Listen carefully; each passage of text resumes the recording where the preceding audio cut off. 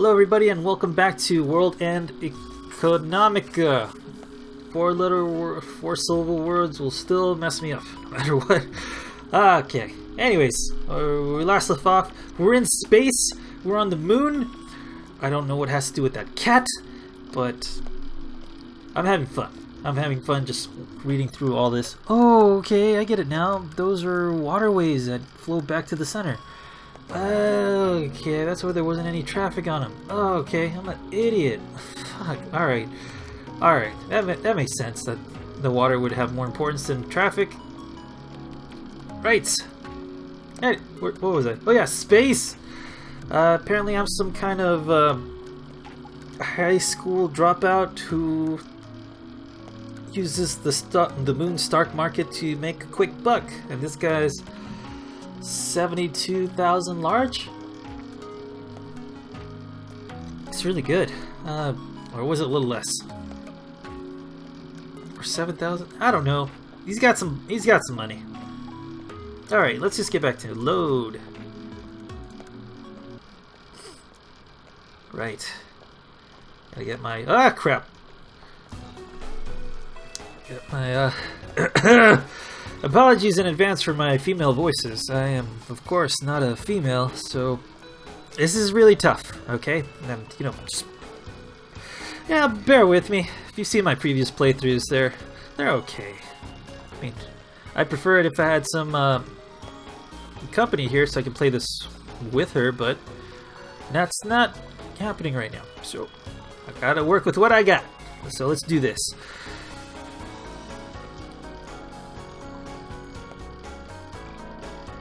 As I opened the frosted glass door, the woman watching the television placed near the ceiling with her head resting in her arms popped up on the counter, lowered her glance listlessly. Bleh. All right, let me. Wow, that's loud. Whoa. Okay. Right. One more time.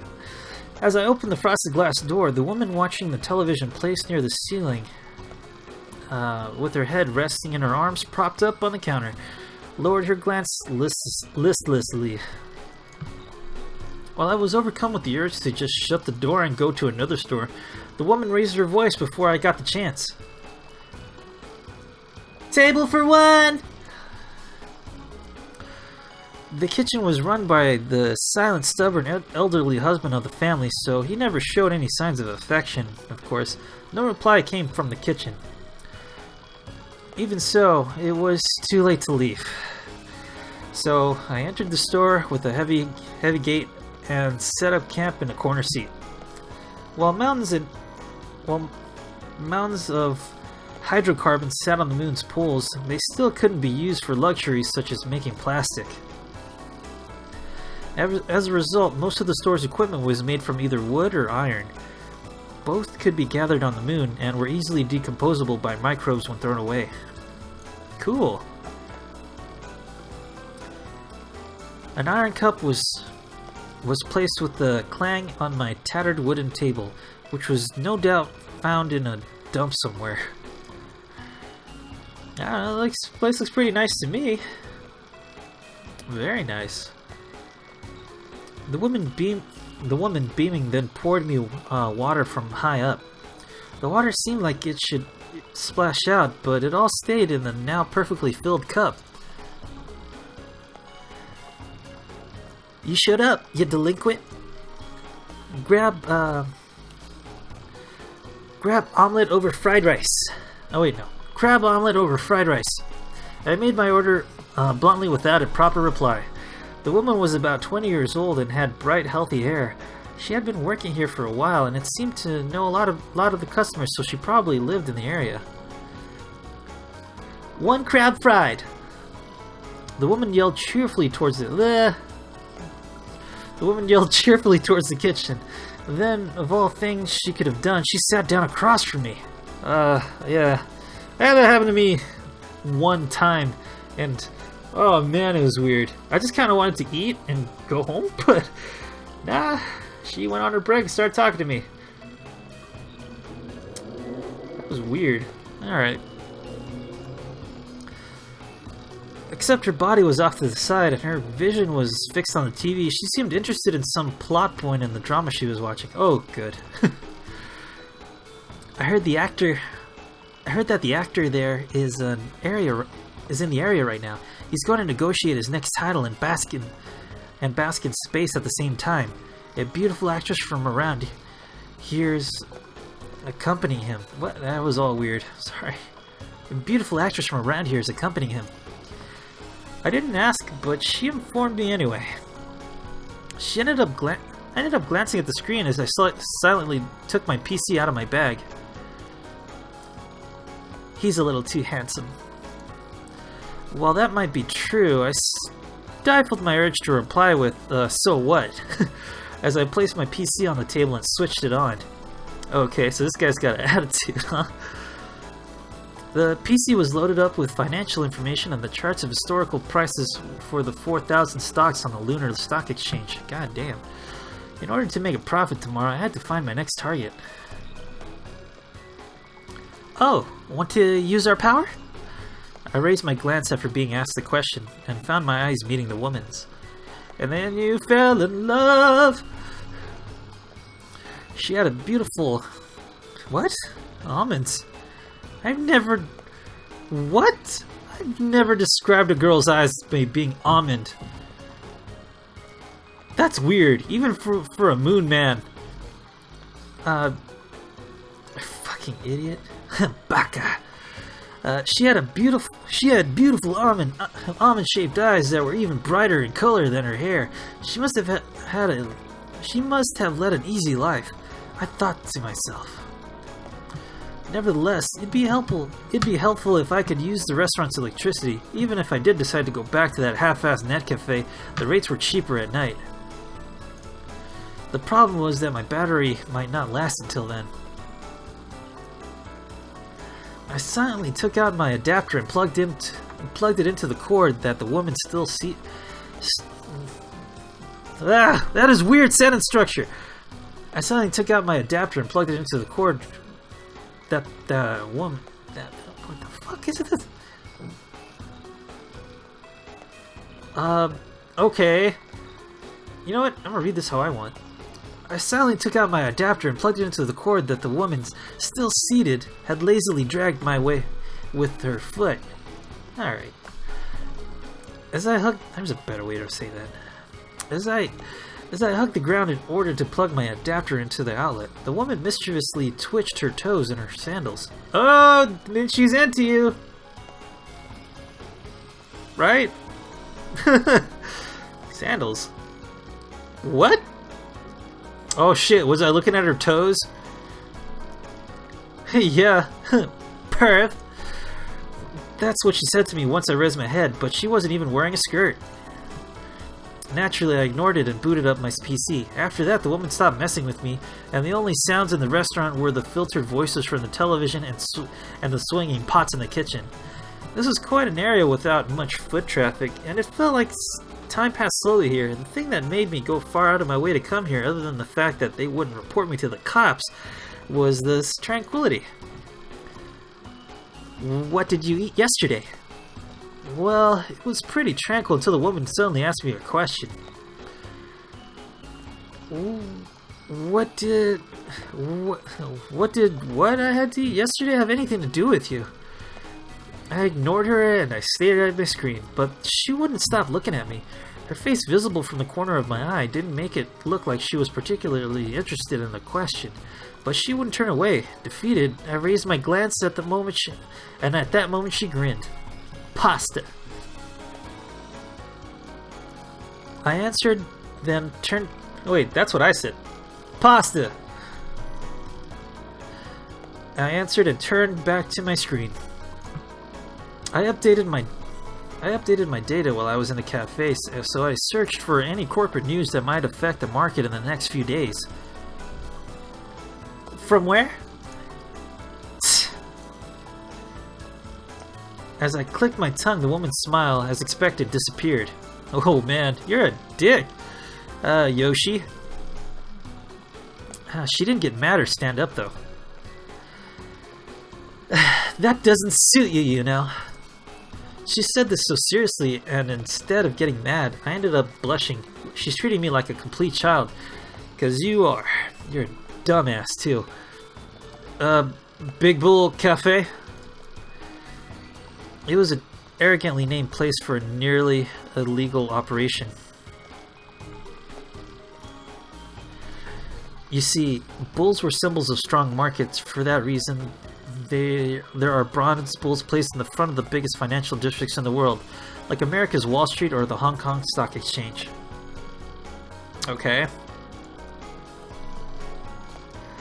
So for me, this place was good luck. Okay.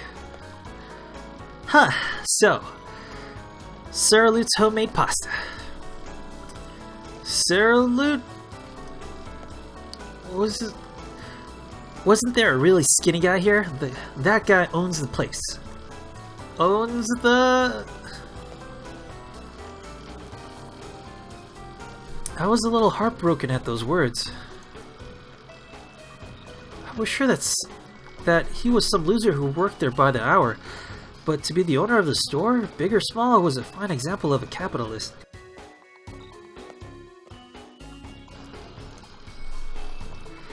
Not only that, I was heartbroken to hear that I was eating his pasta. I mean, it was good. I taught him how to make those. The woman beamed with pride. Wait, if she taught him, then where did they know each other from? Don't tell me they used to be lovers. As I dreamed up juicy scenarios in my head, I stared vacantly at her face as she turned back to the television. So, was that lunch? Dinner? Huh? Did you eat that for lunch or dinner? I didn't have the slightest idea as to why she was asking for all the details. It was probably because of some stupid made-for-women horoscope that she watched every day. Oh, fuck. Man, I don't like this protagonist. I bet it was something like, if you ask a boy you meet today what and where he ate for him each meal yesterday, your lucky color is yellow and your lucky word is optimism. Dinner. What about lunch? I had said... Oh, like one of those? Like... I don't know what that means, but clicking the tongue like... Oh, one of those. I don't know. I don't like those. I set out to clip my tongue, but after being told straight-faced that it didn't suit me, I ended up holding back. The woman might have noticed this fact because she was grinning slightly. I answered after telling her in my mind to shut up. I didn't need it. Really? This time, I didn't keep myself from clicking my tongue or from getting angry for that matter. Why she wanted to know these things in such detail was completely baffled me. And what do you care? Right as I turned her question around on her, a plate of fried rice hit the counter with a thud. The woman stood up and brought the plate over. Then, right as I thought she was going to place it on the table, she kept the plate in her hand and looked down at me. You really didn't eat anything for lunch? As if to show her that I was trying my hardest not to click my tongue, I started to scrape my upper lip with my teeth. No, I didn't. I don't eat lunch on weekdays. What about today? Today was an exception since I was driven out by the cafe at a weird time. So what? Anyways, give me my food that you're just holding there. Eating a proper lunch was something special to me since I usually only did it on Sundays when the Lunar Stock Exchange was closed. Eating lunch on a weekday was rare. As I glared at the woman, she heaved a small sigh and placed the plate on my table, completely unperturbed. The smell of the sweet and sour sauce whetted my appetite. My interest shifted from the now strangely annoying woman's questions on the food in front of me. You need to eat 3 meals a day. The woman talked to me while standing and staring at me, digging into the fried rice. And eat a little more neatly. Mind your own business? I murmured mentally as I piled a mountain of fried rice and crab omelet on my spoon and shoved it all in my mouth. The woman sighed and then returned listlessly to her counterside chair. What a cryptic, stupid woman. I focused on my food, stuffing my stomach with such vigor that I barely had time to even sigh. Whoa. After filling my stomach with fried rice, ordered the aiyu jelly, a sweet and sour gelatinous dish. It was unusual to see this dessert around here, but it was definitely delicious, if a little expensive. Since today was a cursed day, I thought it might be just the exorcism I needed. You've got money, right? The woman doubted me after I made my order, but of course I had enough money to have a regular meal. You could rent a cheap apartment for 400 moles a month, so I could live on my own pretty easily. The reason I actually couldn't was because there wasn't many places of mine with no guarantor could rent. I heard that on Earth, people in my situation were sometimes able to make it happen. Unfortunately, lunar cities were only accessible via orbital elevator, and so everyone's identity was known. If I went to rent a house, they'd immediately run my fingerprints and an iris scan and then contact my parents. Oh, you ran away from home, huh? I thought you just kind of left. Yeah, whatever. Unless you were an extraterrestrial, if you were on the moon, they'd know who you were and where you came from. Have I ever stiffed you? Oh, let me give it some attitude. Have I ever stiffed you? Just because you've paid in the past doesn't mean that you're sure to pay next time. Anyway, you ran away from home, right? You need to take better care of your money. I felt a strange sense of comfort, in the fact that her lecture wasn't about my running away itself. And overall, I agreed with the idea that people should take care of their money. You don't have to tell me that. Oh, really? The woman shrugged and then carried the aiyu jelly from the counter where it had just appeared. It was hard to argue with her, since I was in fact wasting money here, but I was confident that I had more money than anyone else my age. What's more, I'd never gone on a wild spending spree before. The magic of compound interest made the world go round. If 1 wool today turned into 10 in a year, then 3 years after that, it'd be 1,000. Compare that to what my dad would make in his entire life, earning roughly the same amount every month from sweating in the fields to grow vegetables. In 5 years, there'd be no way I'd be eating in a lame restaurant like this. That woman might be making fun of me now, but I'll bet I'd eventually be wearing a stylish suit and living in the high-rise apartment in Newton City. And of course, I was not gonna stop there.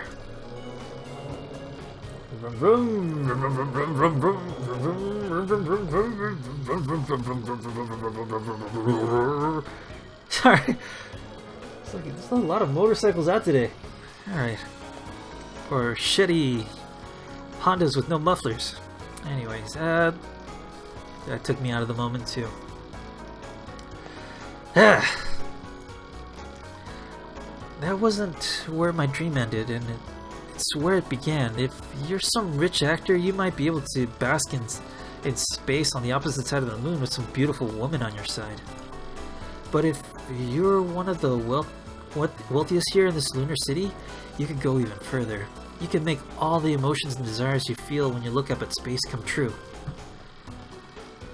I ate the sweet and sour clump of aiyu jelly, and as I looked at my screen to choose the tree, that would grow me money, I was immersed in a familiar daydream. This place was the forefront of humanity, a golden city of wealth and prosperity. I would run through the city's gates.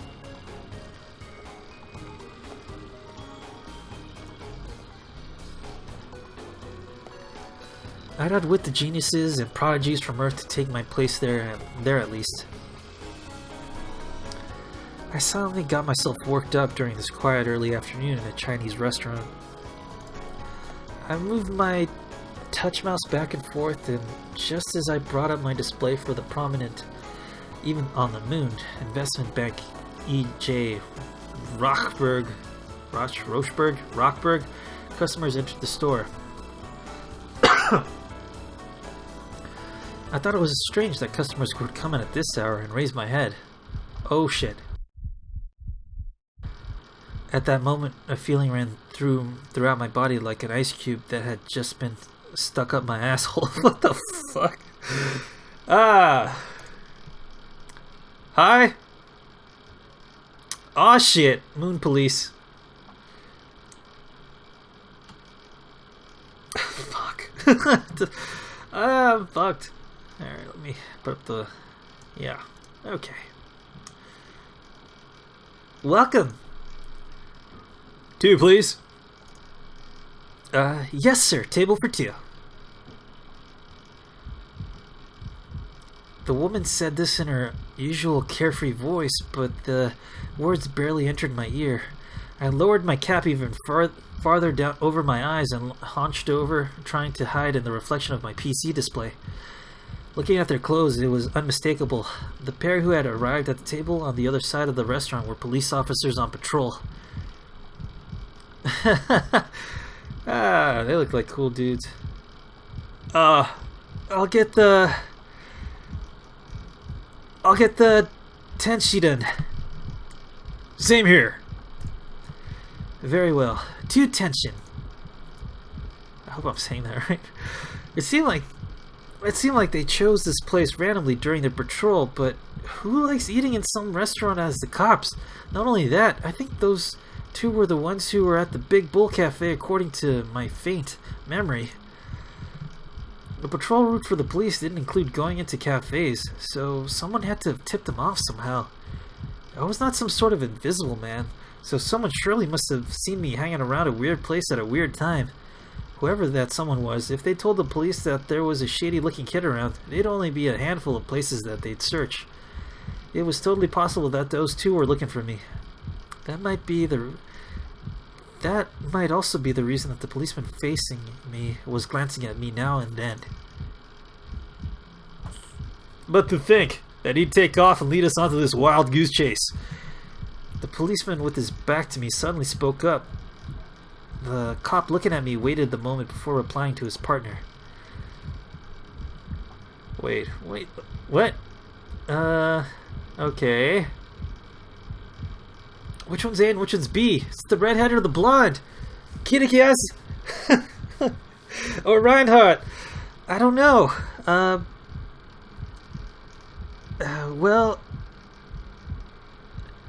Well, it was just some big shots looking at maps all day who decided how wide our area of jurisdiction had to be. Yeah, there wasn't any public survey system in that area either. But I think that if he were hiding somewhere, it would have been at that net joint.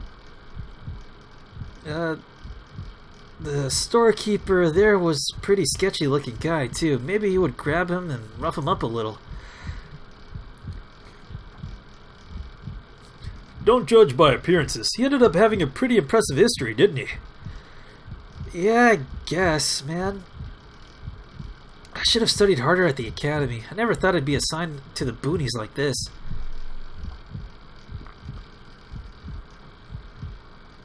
The location has nothing to do with it. You just need to carry out your duties. Yeah, you're very right about that. So they were looking for someone, but the owner, that Sarah Loot guy, had an impressive history? I couldn't even begin to imagine. What do we do after this? If we go by the book, we'd start the usual thing with questioning people. His coworker facing me took a sip of water and went quiet. As if in thought, I got the feeling that he was taking a good hard look at me. In my mind, I was just praying that they gave up on the questioning and just went back to their nest. If we call in for reinforcements, we're gonna we're going to get laughed at. This looks like we've got no choice. Anyway, our duty is to keep the public order. Cracks in the public safety begin in the smallest of places, even if it's just the one. Boy, we can't just let him get away. My heart felt like it might jump right out of my mouth. Now there was no mistake. They were tipped off by someone and were looking after me. Lunar cities were nuts about keeping public order. Even in the Red Valley, where suspicious guys wandered the streets, there was not even the faintest trace of any real danger. It was just a degenerate, pleasure-seeking talent. Everyone knew that how risky committing an act of physical violence was in a place this small. After all, if you were deported by the residential management court, there'd be no question that you'd never be able to come back. The only people exempt from that form of punishment were the people who were born on the moon. Even then, if you committed a second-degree murder or worse, it was not so certain. Of course, I wouldn't be the subject to the penal code just because I ran away from home, but the overall zeal for maintaining public order would mean that I'd be sent back home. After that, I'd probably be forced to report to a local facility every day until I became an adult. While that happened, I'd go further and further away from the front line of the world, and I would eventually be swallowed up by the masses. I fixed my darting eyes on my hands and thought desperately, how should I escape from here? If I grabbed my PC and ran, and the plug would get in the way, do I unplug the adapter from my PC and then take off running with just the unit? My identity would be given away by the adapter, but it was still better than being captured. Or should I stay still right here and wait for them to leave? I'd like to do that if it was possible, but that officer staring at me seemed like he was about to stand up and shout, "Hey! Hey you!" at any moment. My cold sweat dripped onto my keyboard. Wait, that woman wouldn't have ratted me out, would she? As I thought of this possibility, I was tortured by a desperate rage. But suddenly a shadow appeared on my table. It was that woman. More water? She poured me a refill. I cursed her in my heart, wishing that she wouldn't draw their attention to me towards. That she wouldn't draw their attention towards me at a time like this. And my face was totally flushed. But a piece of paper with words written on it was attached to the side cup, and she clunked it on the table. Get ready.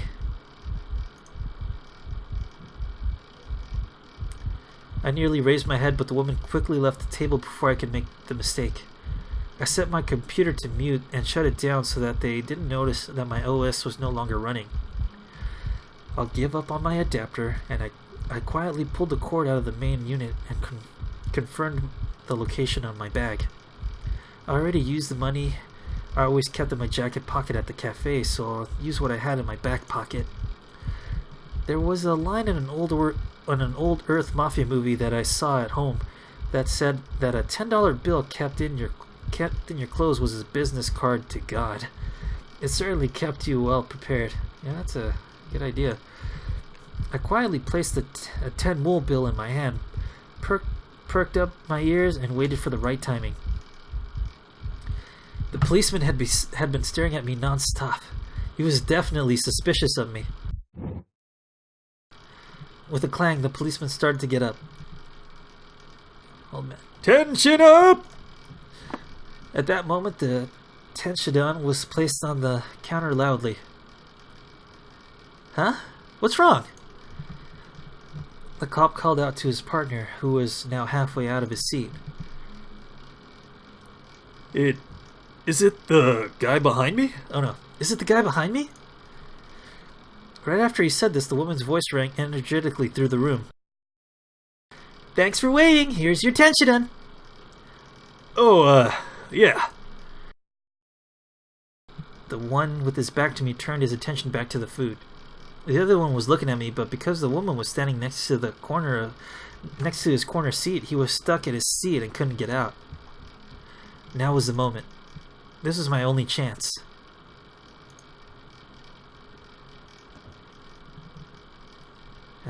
The payment's on the table. I said this oh, fuck. Let me say it again. The payment's on the table. I said this as quietly as possible and left the 10 mul bill on the table. Hey you! Wait! The officer clearly told me to stop, but I just gave him a sideways glance as I walked quickly towards the exit. It was only a distance of 3 steps, but it felt like forever. The yelling officer attempted to chase after me, but with the woman in his way, he couldn't get out.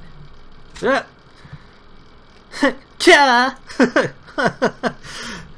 I don't know how to scream like a girl. The shrill scream came from the woman who lost her balance after being pushed by the officer. She turned to the other officer, still sitting in his chair, and the piping hot tension and looked like it was about to spill. Acting out of natural self-defense, the officer caught the bowl in his hands. By that time, I had successfully exited the store. I took off running as if nothing else in the world mattered.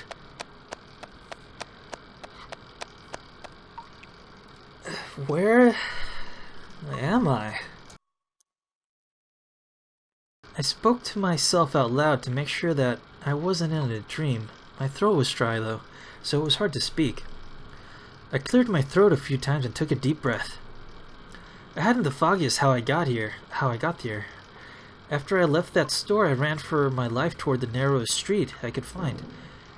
I thought the police would be right behind me if I looked back, so I did nothing but run forward, not looking back a single time.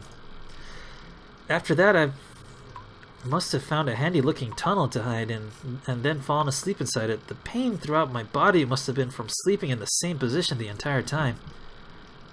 This a sewer? In general, any place made out of the moon's unique limestone was a public facility. Wow, 1 second. In general, any place made out of the moon's unique limestone was a public facility. This place also had a cool, rough limestone floor, as well as matching walls. Between that and the sound of running water, this place had to be a sewer. Right then, I noticed the slight glow around me. Is that from the exit? It seemed like I was nearly passed out, and while I had no idea how long I'd been asleep, it must be night by now. The fact that the lamps were lit made me certain of it. Slowly and carefully, I began to walk. Suddenly, the road turned into a dead end. I could see the light source on the other side of the wall now that I faced. God damn it. Suddenly, the road turned into a dead end. I could see the light source on the other side of the wall that I now faced, which was even taller than me. Huh? Well, I had a quick gasp because it looked as though something on the ceiling had moved, but the only things there were strangely wavering lights and shadows. Like a small bug attached to the light, I took my bag off and climbed the wall. Then I saw what was on the other side of the wall. I let out a much bigger gasp. Holy shit! Cool, excited. Alright. Where am I? Before me was a huge, spacious atrium.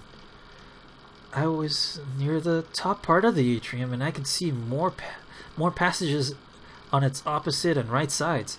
However, the most amazing part was the waterway passing through the base of the atrium. Clear water flowed through it like gentle rapids, and most of the sound of water must have originated there. The bottom of the reservoir glowed a bluish color. Occasionally a fish would move, and its shadow on the ceiling would swim as well. As I gazed at this scene, amazed that places like this existed on the moon, I suddenly heard a rustling sound behind me. What? As I turned back in surprise, I forgot that I was balancing on top of a wall. I immediately lost my balance and fell on my butt. On your butt. Ah! All of a sudden, I saw a pitch-black figure in front of me rifting through my bag. What? Whoa! What are you doing? Not only had my life's wages and labor gone into that PC, but it also carried the 1 billion mul dream that I knew was going to make a reality. My body moved before I even had time to think, and I tackled the figure. I threw myself at the shadow, covering its face with my left hand, aiming for its throat with my right. It was a technique that an immigrant from Earth taught me when I was growing up in the village of muscleheads. It was an incredibly effective technique, and it had to be.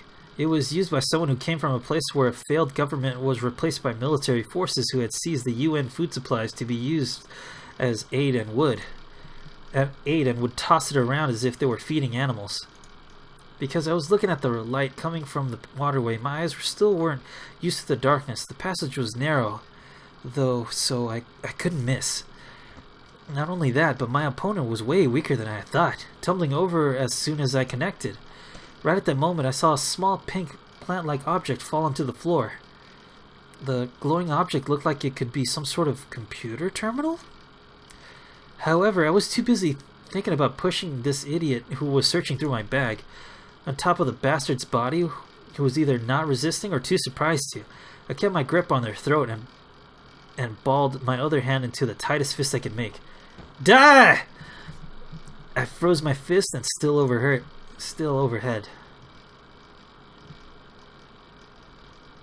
What? Ah, fuck. Hi. Sorry? No, wait, not sorry. She could kill you. With her looks. I raised my fist and was about to drop my iron hammer. I raised my fist and was about to drop my iron hammer of fury. You know what? I'm gonna make Yoshi stupid, because he is stupid. As smart as he is, he's still a dumbass. Alright. I began to speak. Woman? I got slapped? Right then, my vision went dark. I only realized that I had been punched in the nose after I was woken up by being shoved onto the chest into the side wall of the passage. Wait, so I was punched in the face while I was running away?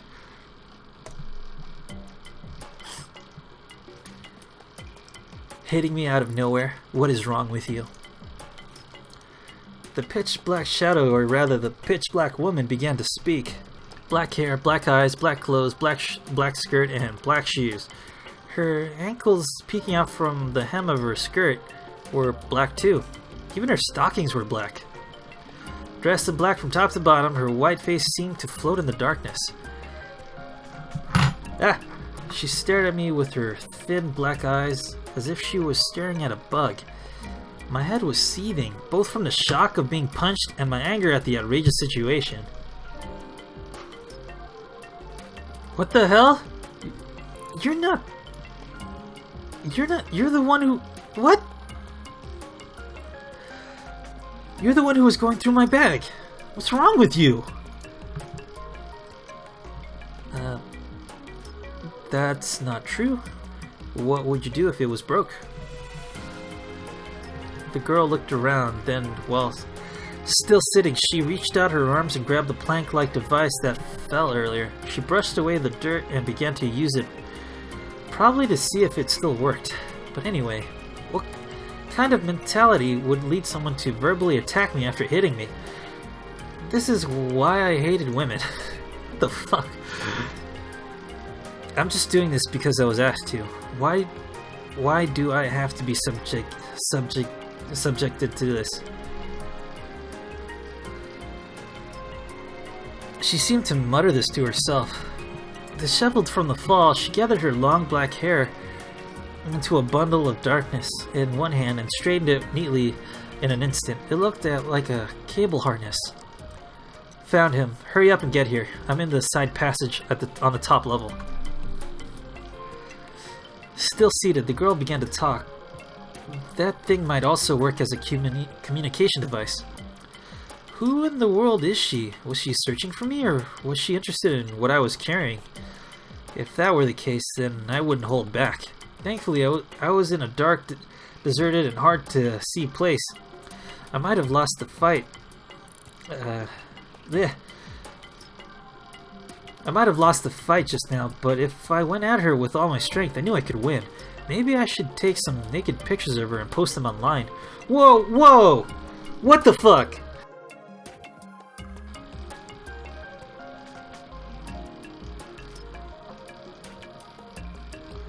What? You better be joking. Fuck you. Maybe I should take some naked pictures of her and post them online. Once I was done? With that in mind, her arrogant attitude and expression might come in handy. Right as I went to move back off my wall, I heard a voice. What the fuck?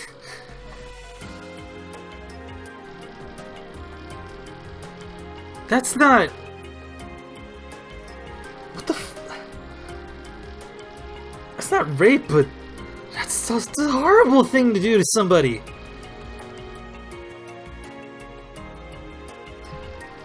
Wow!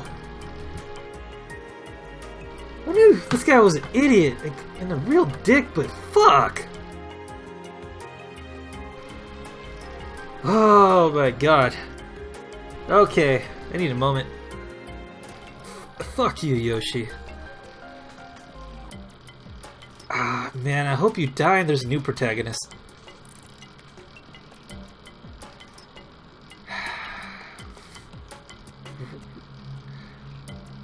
Terrible.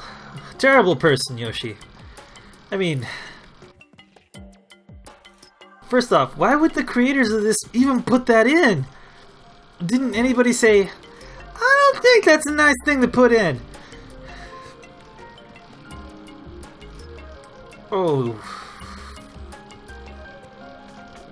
Oh, stupid. I mean, sure you could...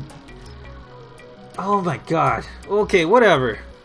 We're supposed to like this character. And you put that in there? You could have put that into another character and have him, you know, be hated for. But this is our protagonist.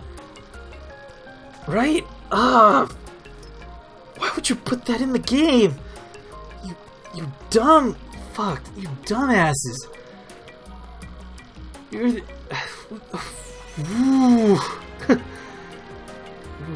Why? Why?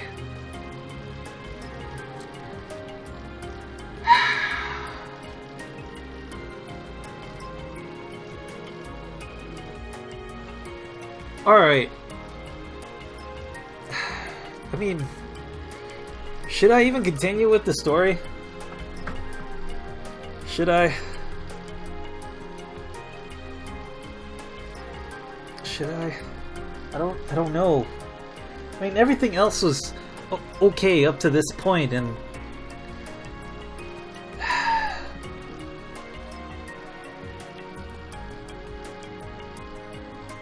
I don't know. I mean, the rest of the game might be very good, but that part there is it's sucking me. It's sucking me out of the game. I can't. What the fuck? This guy's an idiot. Why would? You know what? Okay. Okay. Should I cut that out? No, no. I shouldn't. I shouldn't cut that out.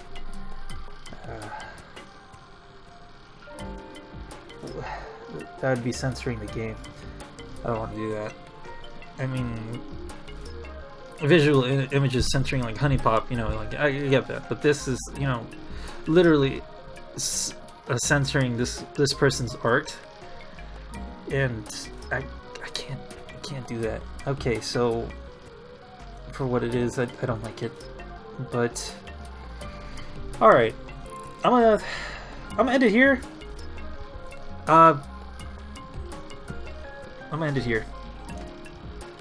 I'll see if I continue on with the game later, but hopefully I'm not gonna go over that, but over the fact that that was just said in the dialogue. But holy crap! I mean, the rest of the game was fine up until that point. Okay, I'll continue the game. I'll continue the game. I mean, the rest of it might be good, but that part right there, wow, it's why would they even keep that in there? It's not even funny. It could have gone another way, like, maybe she'll go out with me, maybe she'll give me a, I don't know, something stupid. But that's very rapey. What the fuck? Maybe it's a messed up Japanese translation? I don't know. Okay.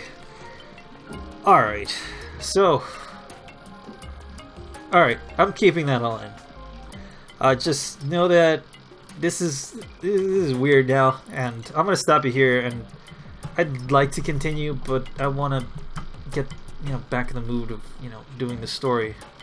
So, we'll see what happens. We'll see. Alright, but thank you for watching. Let me know your thoughts. Would you continue on with this playthrough or not? What do you think? If it's just that little part and it's a completely stupid mistake by the people who created it, but the rest of it's still good, who knows? Would you still play it? I don't know. I'm on the fence right now.